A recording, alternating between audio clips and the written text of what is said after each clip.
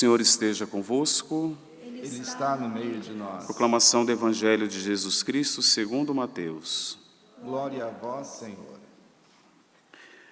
Jesus chamou os 12 discípulos e deu-lhes poder de expulsar os espíritos maus e de curar todo tipo de doença e enfermidade. Estes são os nomes dos 12 apóstolos. Primeiro, Simão, chamado Pedro, e André, seu irmão.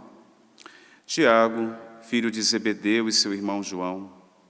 Filipe e Bartolomeu. Tomé e Mateus, o cobrador de impostos.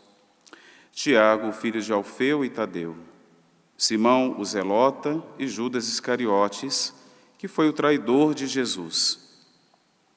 Jesus enviou os 12 com as seguintes recomendações: não deveis ir aonde moram os pagãos, nem entrar na cidade dos samaritanos. Ide antes as ovelhas perdidas da casa de Israel. Em vosso caminho anunciai: o reino dos céus está próximo. Palavra da salvação. Glória a vós, Senhor. Que as palavras do Santo Evangelho perdoem os nossos pecados. Amém. Caros irmãos, já há algumas semanas estamos acompanhando alguns profetas que nos trazem algumas direções, e hoje, já há alguns dias, há 2, 3 dias, estamos com o profeta Oséias. Mas passamos há uns dias atrás com Amós. Domingo nós tivemos ali a profecia de Ezequiel. E hoje, mais uma vez, o profeta Oséias nos exorta, como diz aqui no final da primeira leitura, é tempo de procurar o Senhor, tempo de buscá-lo. Porque as leituras desses últimos dias têm sido muito duras. Se nós acompanhamos, palavras duras, exortações duras, onde o profeta, com a sua profecia, ele acusa, sim, os pecados de Israel e, consequentemente, também nos provoca a uma reflexão de como nós estamos levando a nossa vida. E hoje, o profeta Oséias, ele já inicia dizendo: Israel era uma vinha exuberante e dava frutos para seu consumo. Ou seja, o grande pecado, o grande motivo da ruína do povo de Israel foi justamente isso: um fechamento no seu coração egoísta e idólatra. Produziam frutos, sim, porque todos nós somos chamados a produzir frutos. Mas eles eram ali uma videira que produzia frutos para o seu consumo, ou seja, se perderam. Pode ser que no começo da nossa vida sejamos uma videira que produza frutos até bons, as nossas boas intenções, mas com o tempo corremos o risco de estarmos assim como aquele povo que o profeta Oséias também acusa, um coração dividido. Porque nós, com a desculpa, estou produzindo frutos. Senhor, Senhor, não foi em seu nome que eu fui lá evangelizar, anunciar, fazer isso ou aquilo? E qual é a resposta de Jesus em outro evangelho? Não vos conheço. Por quê? Porque os nossos frutos são frutos de vaidade. Frutos para o nosso próprio ego. Foi esse o grande pecado de Israel, porque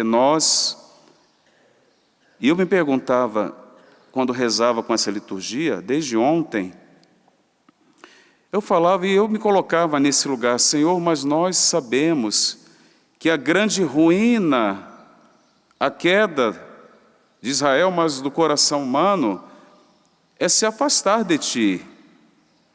E eu me perguntava, e por que nós insistimos com isso?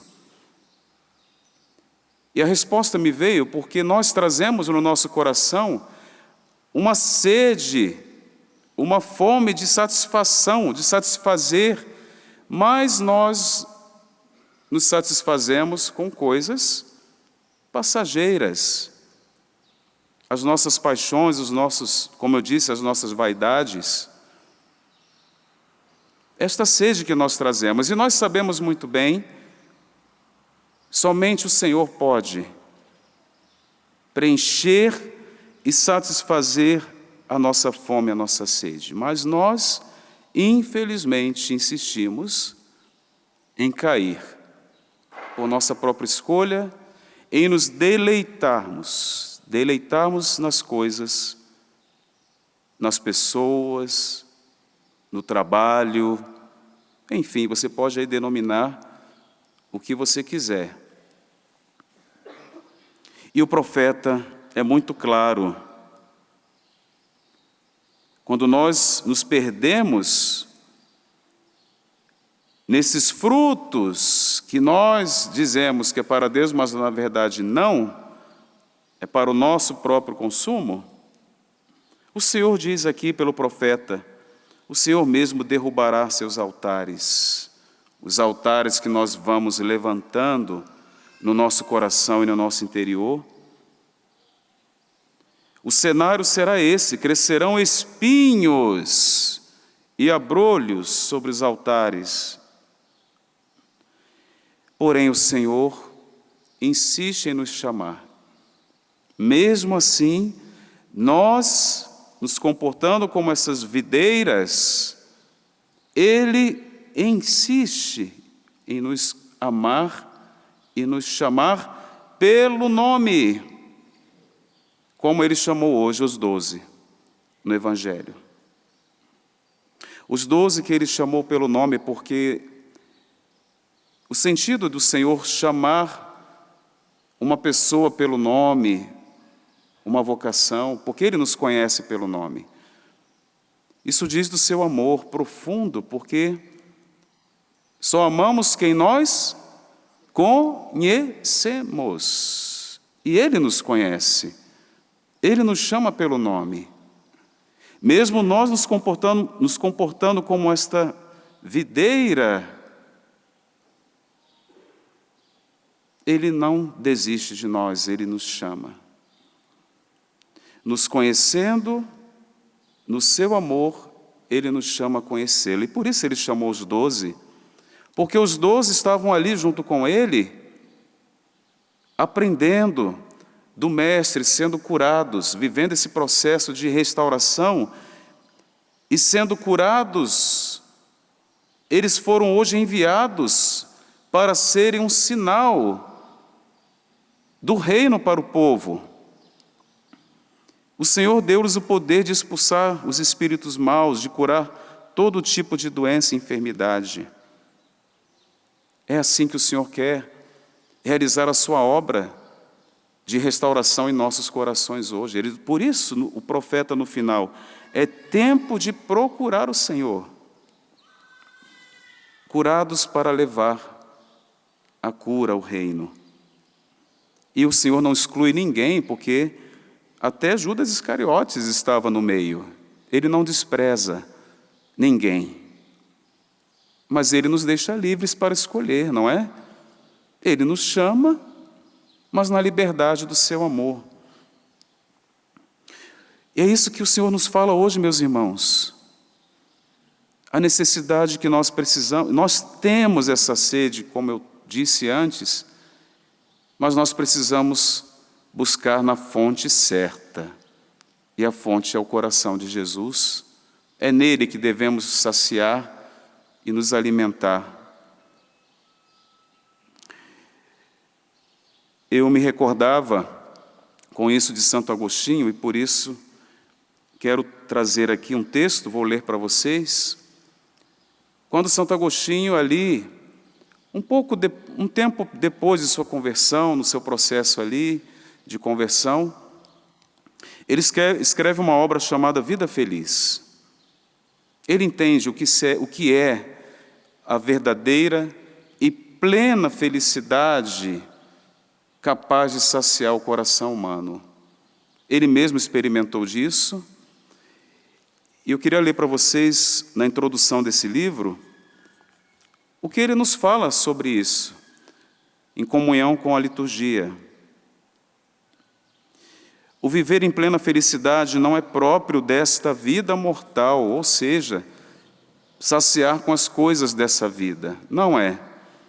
Só será quando aparecer a imortalidade. Sem a imortalidade não existe a felicidade, ou seja, a eternidade. Santo Agostinho nos propõe que nada nessa vida, nem o conhecimento intelectual, nem as coisas materiais, nem as pessoas, só a posse de Deus garante e produz a felicidade. Se alguma coisa merece ser designada como dom de Deus, certamente é a vida feliz, e o Senhor quer isso. Ele não quer a nossa ruína, meus irmãos, e nós, infelizmente, como o povo de Israel, nos distanciando dele, provamos a nossa própria ruína e pior, nós levamos os outros à ruína. Infelizmente, corremos o risco de levarmos também outros à ruína. Santo Agostinho continua: a vida feliz consiste no perfeito conhecimento de Deus, não um conhecimento intelectual, racional, mas um conhecimento que brota do coração. Por isso que eu disse que Ele nos chama pelo nome. Ele nos conhece no seu amor e nos chama a conhecê-lo.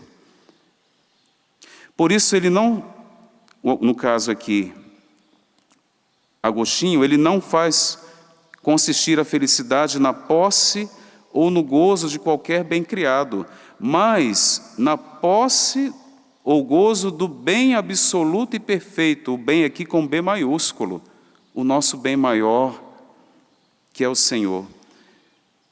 Pois a perfeita plenitude das almas, a qual torna a vida feliz, consiste em conhecer piedosa e perfeitamente o Senhor. Vejam, que coisa bela.